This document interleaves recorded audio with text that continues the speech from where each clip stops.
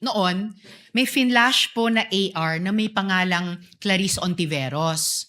Kaapelyido ko po.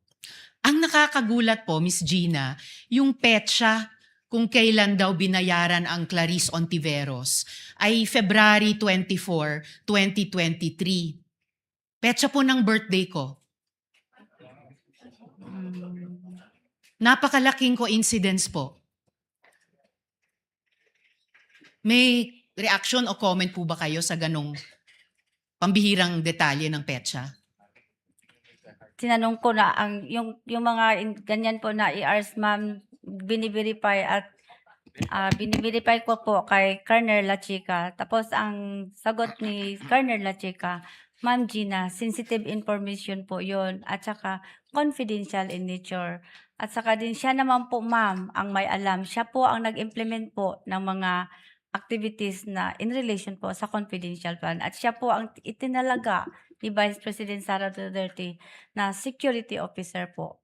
So tinanong at verify nyo ito na yung petsa nung AR kay Clarice Ontiveros ay birthday ko. Napansin nyo rin pala po na wow, parehong birthday dun sa isang Ontiveros. Hindi ko po alam na birthday po yun, ma'am. May nagsasabi na dahil kayo ang SDO, kayo ang payee ng cash advance, kayo lang dapat ang accountable sa confidential funds na ito. Tinatanggap nyo po ba iyon? Yes po, kay bilang SDO po, ako po ang accountable officer, ma'am.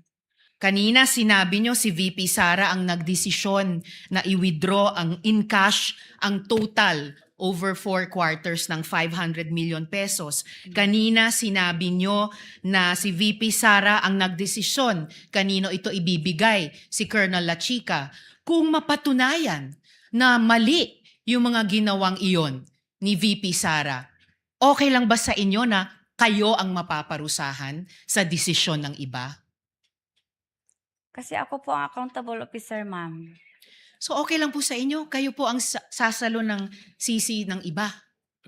May ibang nagdesisyon, may ibang nagpagawa, kaya lang kayo yung nakalagay dun sa blanco na accountable officer, kahit hindi kayo ang nagdesisyon sa pag-encash, hindi kayo ang nagdesisyon sa ibibigay kay Colonel La Chica. Fair ba yon? Kayo po ang mapaparusahan? Alam ko po, ma'am, na alam po ni Ma'am Vice President Sara Duterte ang ginagawa niya.